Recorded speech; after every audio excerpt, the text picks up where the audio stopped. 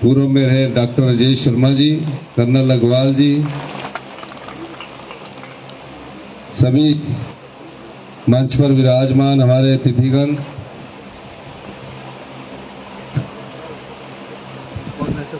हमारे राजेश राजा जी, ताराचंद जी, एक्स जिला परिषद, कमल चौधरी जी, बीडीसी, ईश्वर दास जी, बूथ इंचार्ज, बलवीर जी, ब्लॉक एक्स सर्विसमैन ब्लॉक अध्यक्ष संदीप शर्मा मुगरा जी, पूर्व कांग्रेस प्रवक्ता कैप्टन रुकमण जी, जाति देवी जी, सीमा देवी जी, एक्स बीडीसी सरोज बाला जी, पंडित अजय शर्मा जी, सूबेदार प्रीतम शर्मा जी, युवा कांग्रेस, माताएं, बहनें, युवा साथियों, प्यारे बच्चों,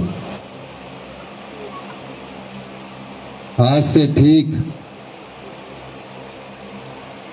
छह दिन बाद आप अपने वोट का प्रयोग करने जाएंगे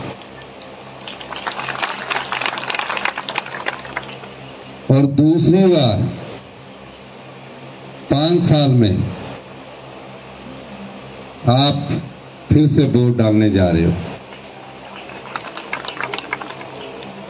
एक वो प्रत्याशी है आपके सामने जिसको आपने 2022 में चुनकर भेजा, 2017 में भी आपने उनको चुनकर भेजा।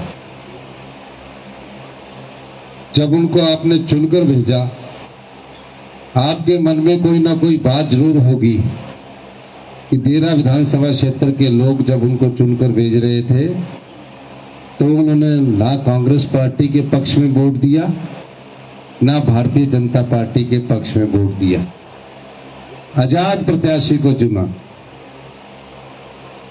उनका कहने का आपका अभिप्राय ये था कि 2022 में जिस भी पार्टी की सरकार बनेगी उस पार्टी से आजाद प्रत्याशी हमारा काम करवाएगा।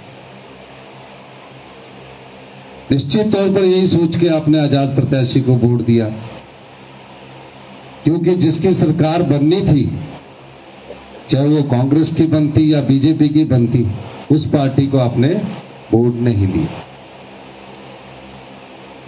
और आप वोट डालने के बाद आशा लगा के बैठते हैं कि जो जिसकी भी सरकार बनती है वो सरकार आजाद प्रत्याशी का बहुत सम्मान करती है, बहुत काम करती है। इस क्षेत्र की जनता के लिए भी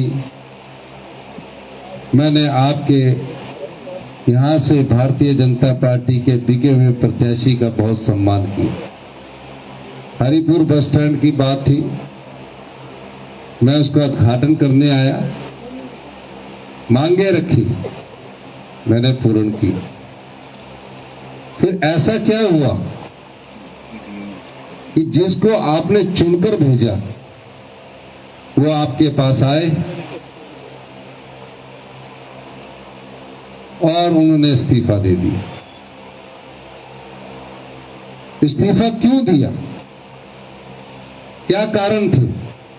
क्या आपसे पूछा था उन्होंने इस्तीफा देने से पहले? पूछा था आपसे? नहीं पूछा था। तो जब इस्तीफा देने से पहले आपको पूछा नहीं, तो आप वोट लेने के लिए वो दोबारा से आपके पास क्यों आ रहे हैं? ये आपने सोचना। आपने तो उनको 5 साल के लिए चुनकर भेजा था। भेजा था कि नहीं भेजा था? तेज बोला, तेज थोड़ा भेजा था ना। 5 साल के लिए चुनकर हाथ खड़ा करेंगे, भेजा था। सभी करेंगे, हाथ खड़ा भेजा था। जब आपको 5 साल के लिए भेजा था तो 14 महीने बाद जब इस्तीफा दिया उन्होंने, तो आपसे नहीं पूछा, पर उन्होंने इस्तीफा क्यों दिया, इस पर आप लोगों ने कभी विचार किया है? इस पर आप लोगों को विचार करना चाहिए कि उन्होंने इस्तीफा क्यों दिया। ये एक ऐसा घटनाक्रम है जो इतिहास के पन्नों में लिखा जाएगा। देरा विधानसभा क्षेत्र का नाम इतिहास के पन्नों में लिखा जाएगा कि जो आजाद विधायक जिसे जनता ने बड़े मान सम्मान के साथ दूसरी बार चुनकर भेजा, उन आजाद विधायकों ने अपना इस्तीफा दिया। ये तो छोड़िए, इस्तीफा देने के लिए दबाव डाला। दबाव क्या कि धरने पर बैठ गए कि हमारा इस्तीफा स्वीकार करो, हमारा इस्तीफा स्वीकार करो के लिए धरना दे रहे हैं। पूछा, ऐसा धरना देने की क्या जरूरत थी? कोई तो कारण होगा जो इस्तीफा स्वीकार करने के लिए धरना दे रहे हैं। फिर हाई कोर्ट में भी गए, हाई कोर्ट में भी कहा कि हमारा इस्तीफा स्वीकार करो। क्या कारण है कि वो हाई कोर्ट में भी जा रहे हैं इस्तीफा स्वीकार करने के लिए? क्या कारण है कि वो धरने पर भी बैठ रहे हैं? आपकी पंचायत की समस्याओं के लिए धरने पर बैठते तो अच्छा होता, आपकी पंचायत की समस्याओं के लिए रीट करते तो अच्छा होता।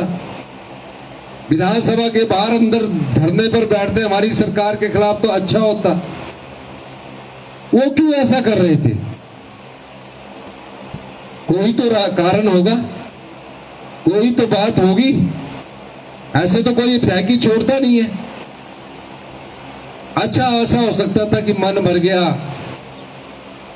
14 महीने के बाद मैं इस्तीफा, मेरा मन भर गया, अब मैं अगला चुनाव भी नहीं लड़ूंगा। अगला चुनाव भी लड़ रहे हैं 3.5 साल का, तो फिर इस्तीफा क्यों दिया? और जो आजाद प्रत्याशी होता है, उस आजाद प्रत्याशी पर कोई नियम नहीं लगता। वो कांग्रेस पार्टी को भी समर्थन दे सकता है, और कांग्रेस पार्टी अगर उसका काम ना करे तो बीजेपी के साथ भी बैठ सकता है। तो जो अब वो 3.5 साल के लिए चुनाव लड़ने जा रहे हैं, वो चुनाव लड़ने की जरूरत ही नहीं थी। वो आप वैसे ही बीजेपी के साथ बैठ जाते। और आपके पास आकर क्या कह रहे हैं? ये कह रहे हैं, उनके नेता भी आगे कह रहे हैं कि मुख्यमंत्री जी ने हमारे काम नहीं किए। मान लीजिए मुख्यमंत्री जी ने उनके काम नहीं किए, मैं मानता हूं, चलो आपके काम नहीं किए, तो आपको इस्तीफा देने की जरूरत क्या थी? आप वैसे ही आजाद थे, उनके साथ बैठ जाते। और जो आप बीजेपी का कमल खरीद कर दोबारा आपके पास 3.5 साल के लिए वोट मांगने आ रहे हैं, तो आप क्या समझते हैं, अगर गलती से जीत जाओगे तो क्या मुख्यमंत्री जी आपके काम करेंगे? अब तो कांग्रेस पार्टी को पूर्ण बहुमत की सरकार है। अब तो कांग्रेस पार्टी की पूर्ण बहुमत की सरकार है।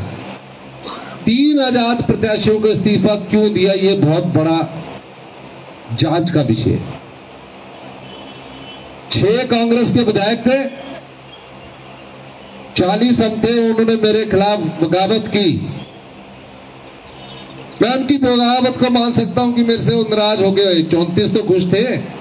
अगर मेरा स्वभाव ऐसा होता तो 34 लोग मेरे साथ कंधे से कंधा मिलाकर ना खड़ा होते।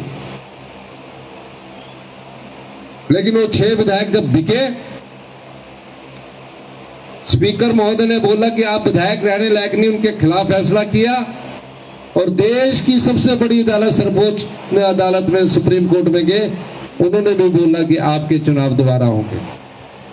और जब दोबारा चुनाव हुए तो 4 लोग हमारे जीत कर आ गए। भारतीय जनता पार्टी के जयराम ठाकुर जी कहते थे 4 जून को हमारी 2 सरकारें बनेगी। हम उस समय भी कहते थे कि हमें तो सिर्फ 1 विधायक की जरूरत है, आप तो सिर्फ 25 है, आप तो सिर्फ 25 है, आपकी सरकार कैसे बनेगी? हिमाचल की जनता को जयराम ठाकुर जी का ये बयान पसंद नहीं आया। उन्होंने बोला कि कांग्रेस को सिर्फ 1 विधायक की जरूरत है, हम आपको 4 जिताकर आपकी झोली में देते हैं। 34 से 38 किया, और 1 विधायक की जमानत भी जब्त होगी। 1 की जमानत जब्त कर दी कि हमने आपको जब 5 साल के लिए चुनकर कांग्रेस पार्टी के हाथ के निशान पर भेजा था, आपने पार्टी को धोखा क्यों दिया, गद्दारी क्यों की? 1-2 गद्दार जो धोखा देके फिर जनता को बेवकूफ बनाकर जीत कर आए हैं, वो बहुत खुश हो रहे हैं। लेकिन चलिए, यहां के जो आजाद प्रत्याशी है उनसे स्पीकर महोदय ने कहा कि मैं आपका इस्तीफा स्वीकार नहीं करना चाहता, आपको अगर कांग्रेस पार्टी का समर्थन नहीं देना तो बीजेपी के साथ बैठ जाइए।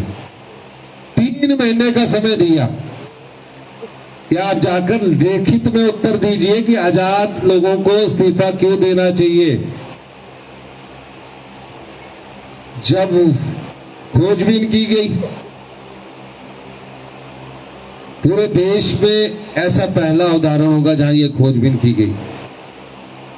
खोजबीन करने के बाद ये पाया गया, मैंने भी सोचा पता नहीं अब यार ये तीनों अब चुनाव नहीं लड़ेंगे। हमने भी सोचा क्यों जाएंगे, जब आपने 5 साल के लिए चुनकर भेजा, बीजेपी में बैठना तो फिर बीजेपी का टिकट लेकर वो फिर चुनाव मैदान में आ रहे हैं और 3.5 साल के लिए आपसे बोल रहे हैं हमें वोट दो, हम आपका विकास करवाएंगे। कैसे विकास करवाएंगे? सरकार तो मामला कांग्रेस की है। उसी कांग्रेस को छोड़कर आपने 14 महीने में इस्तीफा दिया कि हमारा विकास नहीं हो रहा था देरा की गरीब जनता का। तो जनता को धोखा दे रहे हो। स्पीकर महोदय उनसे अनुरोध करते रहे कि बार बार इस्तीफा क्यों दे रहे हो, मत दो, आप अपनी मांगों को विधानसभा के पटल के बाद बताएं। हमारी सरकार ने खोजबीन की। खोजबीन करने के बाद यह पता चला कि उनको इस्तीफा देने का इसलिए दबाव था, इसलिए दबाव नहीं था। अब जो धनवान व्यक्ति होता है वो स्वभाव से लालची होता है। आम आदमी, गरीब व्यक्ति कभी भी अपने स्वाभिमान को नहीं बेचता है, अपने आत्मसम्मान को नहीं बेचता। धनवान जो होता है कई काम चले होते हैं और वो उन कामों को पूरा करने के लिए उसे पैसे की जरूरत होती है। नहीं तो किसी बुजुर्ग के पास भी यहाँ के जो आजाद प्रत्याशी अगर जाते और कहते कि मैं आजाद हूं, मैं इस्तीफा देना चाहता हूं, तो उन बुजुर्ग ने भी बोल देना था, जिनका कोई राजनीति से संबंध नहीं है, अपने देरा विधानसभा क्षेत्र के पास किसी के भी पास भी जाते, उन्होंने बोला था मती मारी गई हो थोड़ी। दूसरा था कांग्रेस जो नहीं सपोर्ट कर सकते, बीजेपी जो सपोर्ट कर सकते, और सच में मती मारी गई थी ना दी, क्योंकि 2 बार तो चुनाव उन्होंने जाल लग के ठग लिया। भगवान ने भी बोला कि देरा की जनता का भाग्योदय होना है। हमने कभी सोचा भी नहीं था। 6 महीने पहले मैं 600 करोड़ रुपए के बनखंडी जू का शिलान्यास करने के लिए आया। मेरे से कोई मांग नहीं की है, मेरी सोच थी, क्योंकि मैं देरा कई बार अपने वहां घर में आता था। मेरी धर्मपत्नी की जमीन है, सालियां वहां है। और देखिए, मुझे ये उम्मीद भी नहीं थी उस समय। राजेश जी मेरे साथ थे, मैं ये कहा जाता था देरा कोई नहीं तेरा, मेरे मुंह से ये शब्द निकले थे देरा मेरा। और ये जो 600 करोड़ के बनखंडी जू का निर्माण हो रहा है, अंतर्राष्ट्रीय स्तर का है। 2000 लोगों को यहां नौकरियां मिलेगी, रोजगार मिलेगा 2000 को। और टूरिस्ट यहां फीस देकर आएंगे। ये हमने यहां निर्माण करवाया। तो अब पैदा होता है कि इस्तीफा क्यों दे रहे थे। हमने खोजबीन की, पता चला कि दूसरी किस्त तब मिलनी है जब इस्तीफा स्वीकार होना है। दूसरी किस्त तब मिलेगी जब इस्तीफा स्वीकार होगा। जब इस्तीफा स्वीकार हुआ, अब वो दूसरी किस्त बैंक में जमा नहीं हो रही है। हमारी नजरें उन पर है। वो पैसा अभी आप लोगों में बांटे गए। और जब आप में बांटेंगे ये तो कहना, अगर थोड़ा देंगे तो बोलना थोड़ा ज्यादा दिया, महिला मंडल जो भी बोलना बथेरा है, नहीं तो गवर्नमेंट ले जाएंगी किसी दिन छापा मारी के, साझो दे दिया बोलना। यानी वोट डालते समय ये याद रखना, इस क्षेत्र के विधायक एक राजनीतिक बुराई है जिसने आपके साथ धोखा किया है। आपने उनको 5 साल चुनकर भेजा, वो 1.5 साल में आपका वोट लेकर विधायक बने और भारतीय जनता पार्टी की राजनीतिक मंडी में बिके। ऐसे ही भी कोई इस्तीफा दे देता और फिर आपको और बेवकूफ बना रहे, जिनकी सरकार है उनके सामने बोल रहे हम विकास करवाएंगे। ये चीज वो विधायक रहकर भी करवा सकते थे, आजाद रहकर भी करवा सकते थे। ऐसे व्यक्ति को आपको सबक सिखाना होगा। 10 जुलाई को आप वोट डालने जा रहे हैं, कोई सरकार बनाने के लिए वोट डालने नहीं जा रहे हैं, कोई मुख्यमंत्री को बनाने के लिए वोट डालने नहीं जा रहे हैं। 10 जुलाई को आप राजनीतिक बुराई का अंत करने के लिए वोट जा रहे हैं, ताकि भविष्य में जो भी विधायक बने वो इस प्रकार की राजनीतिक मंडी में ना बिके, वो आपकी भावनाओं का सौदा ना करे, वो आपके मन में उनके जो भी विधायक बने उनके मन में आपके लिए दर्द होना चाहिए। ये लोग अहंकार में आ गए, पैसे की धौंस दिखाकर द्वारा से जनता की अदालत में जा रहे हैं, कह रहे हैं कि हमें वोट दो। जब आपको वोट 5 साल के लिए दिया था तो 3.5 साल में आप क्यों बिके? क्या जरूरत पड़ी थी आपको? अब तो कांग्रेस की सरकार पक्की हो चुकी है, अब क्या जरूरत पड़ी थी? अब तो अगर आप जीत कर भी जाओगे तो एक भी विकास का पत्थर नहीं लगा सकोगे। 6 साल में 12 करोड़ रुपए आपको विधायक निधि का मिला है, कहां लगा है, किस जगह लगा है, सारी सूचनाएं हमारे पास है। और मैं ये भी कह देना चाहता हूं, ये सच्चे सेवक नहीं हो सकते। 18 महीने पहले हमारी सरकार को हिमाचल की जनता ने हमारी सरकार बनाने में सहयोग दिया। 75 साल बाद निचले हिमाचल से कांग्रेस पार्टी ने पहले मुख्यमंत्री के तौर पर एक आप जैसे परिवार से निकला हुआ व्यक्ति मुख्यमंत्री की कुर्सी पर पहुंचा। 40 साल से मैं कांग्रेस पार्टी के विभिन्न पदों पर रहा हूं। इस प्रकार की राजनीति मैंने कभी नहीं देखी। 20 साल से तो मैं खुद एमएलए हूं।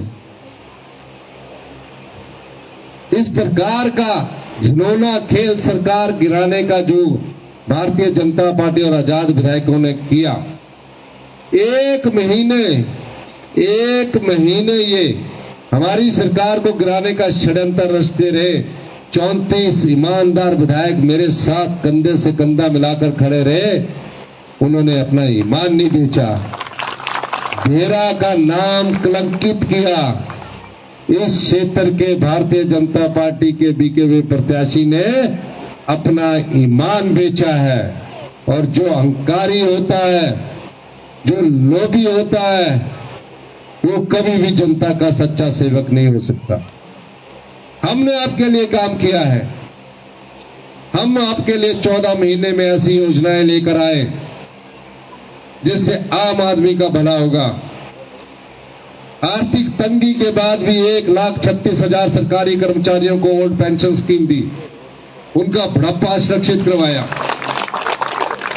जिन बच्चों का कोई नहीं रहा, माता नहीं रही, पिता नहीं रही, पैदा होने के बाद से 27 साल तक हिमाचल प्रदेश की सरकार ने सरकार ही माता सरकार ही पिता होकर उसका गोद लिया। हिमाचल प्रदेश हिंदुस्तान का पहला ऐसा राज्य बना जो इन अनाथ बच्चों को चिल्ड्रन ऑफ द स्टेट का दर्जा दिया, यानी कि पढ़ाई का खर्चा, लिखाई का खर्चा 4,000 रुपया महीने की पॉकेट मनी हिमाचल प्रदेश की सरकार देगी। शादी के लिए भी हिमाचल प्रदेश की सरकार देगी। विधवाओं के बच्चों को दूसरे बजट में हमने उनकी सारी पढ़ाई का खर्चा और हॉस्टल का खर्चा उठाने का निर्णय लिया। मनरेगा की दिहाड़ी 240 से बढ़ाकर हमने 300 रुपया की, ताकि ग्रामीण अर्थव्यवस्था को मजबूती प्रदान कर सके।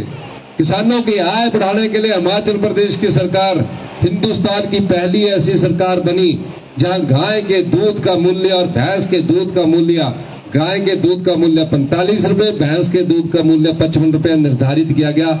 उससे ज्यादा महंगा बिकता है तो वो बाजार में बेच सकते, नहीं तो सरकार खरीदेगी। गोबर आधारित खेती करने के लिए जहां यूरिया का प्रयोग नहीं होगा, किसान की आय दुगनी हो, उस दृष्टि से हमारी सरकार ने काम किया। और प्राकृतिक खेती से गेहूं पैदा की गई, गेहूं का मूल्य 40 रुपए प्रति किलो और मक्की का मूल्य 30 रुपए निश्चित किया। हमारे पशुओं से किसानों की फसल बचाने के लिए हमने जालीदार तार के लिए 50 करोड़ रुपया हमने रखा है। दूसरे बजट में ये सारी योजनाएं हैं। 70 साल से ऊपर के जितने भी बुजुर्ग हैं, कोई बीमारी होती थी, घर में पड़े हुए घुटते रहते थे, पेन किलर खाते थे, दर्द दूर हो जाता था, बीमारी दूर नहीं होती थी। बीमारी बढ़ गई, घर बार बिक जाता था, जमीन रहन पर रख देते थे, सोसाइटी से पैसा उठाते थे, कभी पीजीआई, कभी लुधियाना, कभी सीएमसी लुधियाना में चले जाते थे। हमारी सरकार ने इस दूसरे बजट में यह निर्णय किया कि 70 साल से ऊपर के जितने भी बुजुर्ग हैं, उनकी बीमारी का 25 लाख रुपए का मुफ्त इलाज करवाने का हमारी सरकार ने।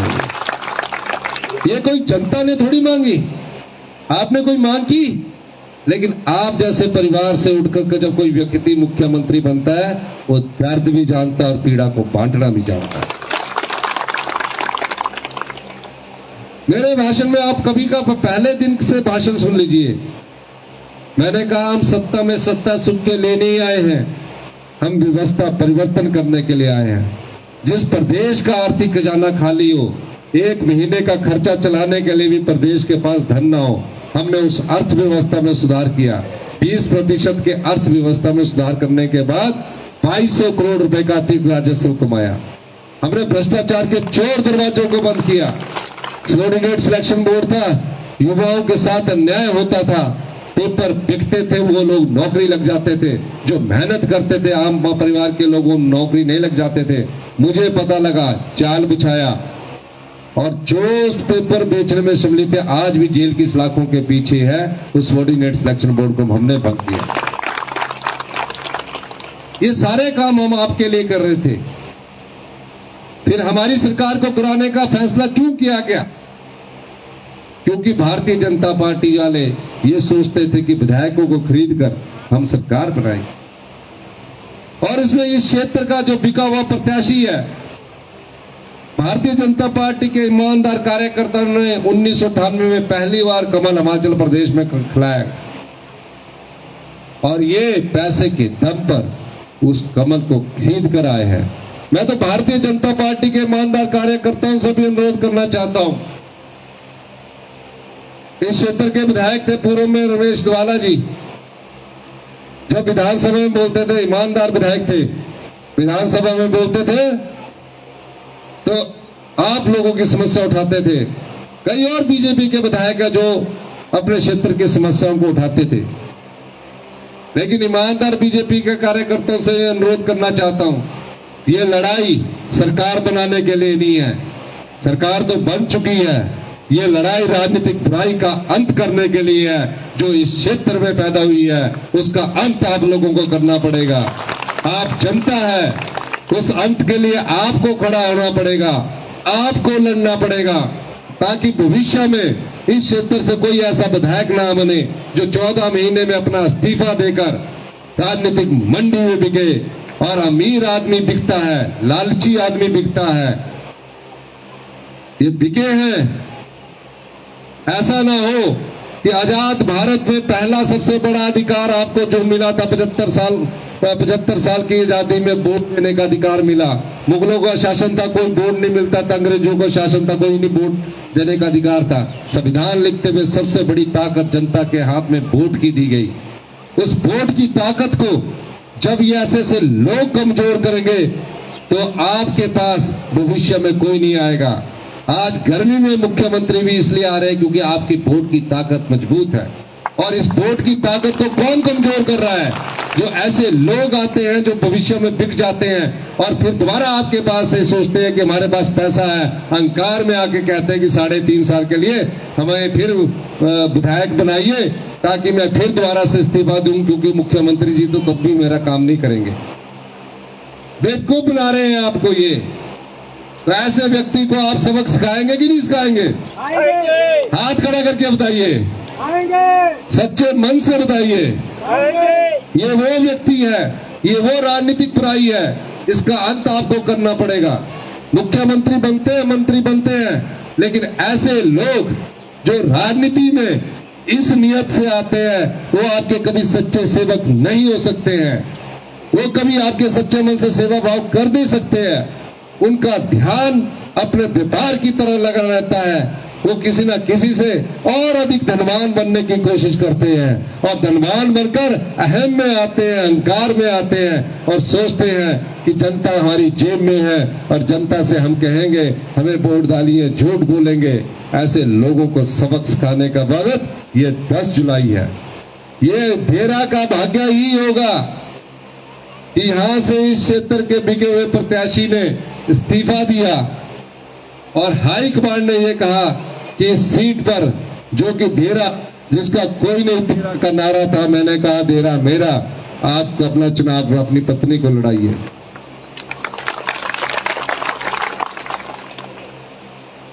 तीन साल में देरा की तस्वीर हमने बदलनी शुरू की। एसपी ऑफिस कैबिनेट की नोटिफिकेशन हो गई है, लेकिन आचार संहिता के कारण वो जल्दी खुलने जा रहा है। एससी पीडब्ल्यूडी का ऑफिस जल्दी खुलने जा रहा है। और कितने ऑफिस आएंगे जिससे आपके रोजगार के अवसर बनेंगे।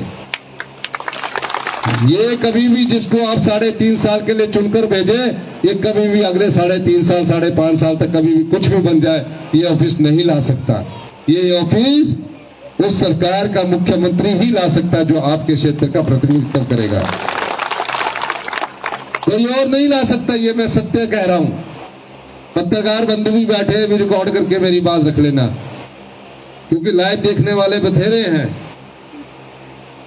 यह मैं इसलिए कह रहा हूं कि देरा का भाग्य उदय हुआ। इस समय एक तो देरा का भाग्य उदय हुआ है, एक बुराई का अंत करने के लिए चुनाव हो रहा है। दो चीजें साथ साथ हो रही है। जैसे जैसे बुराई का अंत होगा, भाग्य देरा का उदय होता रहेगा। इस राजनीतिक बुराई का अंत बीजेपी के ईमानदार कार्यकर्ता, कांग्रेस के ईमानदार कार्यकर्ता और आजाद प्रत्याशी के भी ईमानदार कार्यकर्ता, उनसे भी मैं अनुरोध करना चाह रहा हूं। ये एक राजनीतिक बुराई है जिसने कमल को खरीदा। इस राजनीतिक बुराई का आपको अंत करना होगा और देरा के भाग्य के लिए इस राजनीतिक बुराई का अंत होना जरूरी है। ये मैं आपसे कहना चाहता हूं। हम लोग आपकी सेवा में हैं। मैंने बार बार कहा है 2027 में हिमाचल प्रदेश को आत्मनिर्भर बनाएंगे, 2032 में हिंदुस्तान का सबसे समृद्धशाली और अमीर राज्य बनाएंगे। हम परिवर्तन कर रहे हैं। जब परिवर्तन करते हैं तो कई लोगों को तकलीफ होती है, लेकिन हमारा परिवर्तन आम जनता के लिए है। आज हमने जो 2200 करोड़ रुपया कमाया, अपनी बेटी जो 18 साल से ज्यादा की उम्र पार कर चुकी है, जब तक उसके शरीर में सांस रहेगा, हमारी सरकार हर महीने 1500 रुपए देगी, साल का 18,000 रुपया देगी। आपके क्षेत्र के विधायक, आपके क्षेत्र में भी कई महिलाओं को 3,000 पहली किस्त के रूप में और 1,500 रुपए दूसरी किस्त के रूप में पड़ चुका है। ये पैसा आपका है, हम तो इसके संरक्षक है। हम इस पैसे को जनता के लूटने नहीं देंगे। चाहे कितनी भी मुसीबत आ जाए, कितनी भी चुनौतियां आ जाए, हम सत्ता में सत्ता सुख के लिए व्यवस्था परिवर्तन करने के लिए आए हैं। ये व्यवस्था परिवर्तन का नमूना है कि जो चुनाव से पहले घोषणाएं की जाती थी, सब घोषणाएं चुनाव से पहले की जाती थी। चुनाव को 1 साल रानी, पीएससी खुल गई, +2 खुल गया, सारा संस्थान खुल गए। 600 संस्थान ऐसे खोले कि दूसरे संस्थानों से कर्मचारी वहां नियुक्त कर दिए।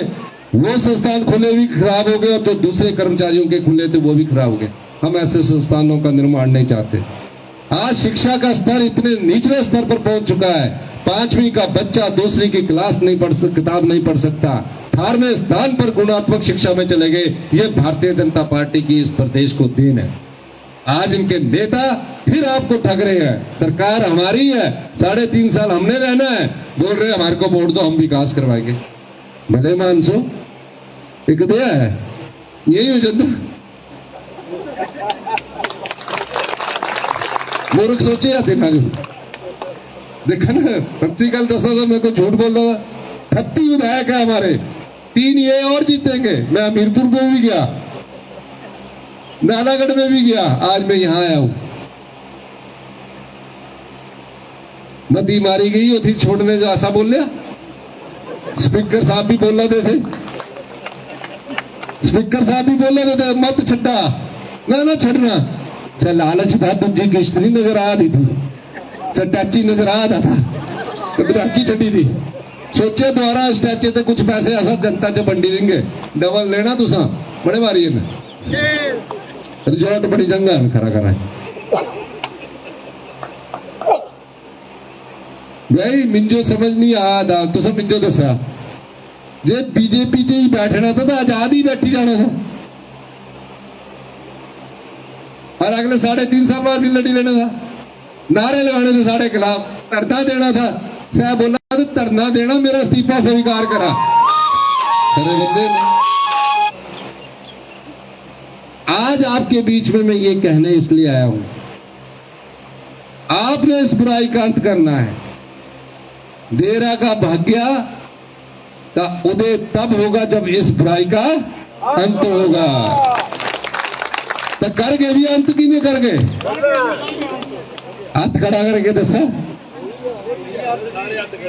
जोर से बोलेंगे, करेंगे करेंगे करेंगे। और मैं आपसे ये भी अनुरोध करना चाहता हूं, क्योंकि कल को ये ना बोले कि वोट भी नहीं मांगे, कि आप कमलेश ठाकुर के पक्ष में अधिक से अधिक वोट डालेंगे कि नहीं डालेंगे? हाथ खड़ा करके बताओ। वो तो आप डाल रहे हैं, डालेंगे, लेकिन मैं एक चीज कहना चाहता हूं, ये चुनाव जो है, ये चुनाव कमलेश ठाकुर के पक्ष में आप वोट डालेंगे वो सही है, लेकिन उससे ज्यादा सबसे महत्वपूर्ण ये चुनाव ये है कि हिमाचल प्रदेश में भविष्य में ऐसे कोई ना बिके, किसी की भी सरकार हो। कल को तो कोई भी पार्टी ताकतवर हो जाएगी, किसी के भी चुने हुए विधायक वो खरीद लेगी। भाई जनता के वोट से जो सरकार चलती है, 5 साल उसको चलने दो, काम करने दो। 5 साल बाद तो हिमाचल की जनता अपने आप तय करती है कि हमने किसकी सरकार लानी है। ये न्यायी तरीका चल पड़ा है, और आजाद विधायक तो उस नए तरीके के फार्मूले में पता नहीं क्यों फंस गए।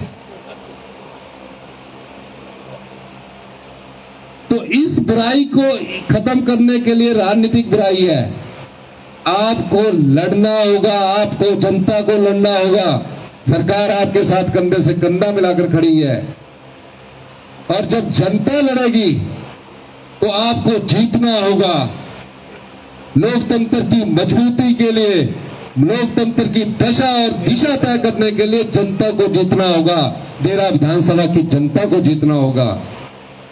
और ये लड़ाई लड़ने के लिए आपको 10 जुलाई का सबसे सुनहरा मौका मिला है। ऐसा सबक आपको सिखाना होगा कि भविष्य की राजनीति में कोई भी चुनकर विधायक राजनीतिक मंडी में न बिके, इसलिए आपको जीतना है। तो इस चुनाव में जनबल जीतेगा और धनबल हारेगा, धनबल हारेगा। अब मैं बोलूंगा, ध्यान नहीं दे रहे। जनबल जीतेगा आपने बोलना है, और धनबल हारेगा। दोनों हाथ खड़ा करके बोलना है, ऐसे ऊपर देख। जिसने नहीं खड़ा करना वो लोकतंत्र की एक आजादी है। जो चाहता है राजनीतिक बुराई का अंत हो, उसमें जनबल जोर से बोलना, इधर उधर से भी आवाज आए ना। जनबल, धनबल।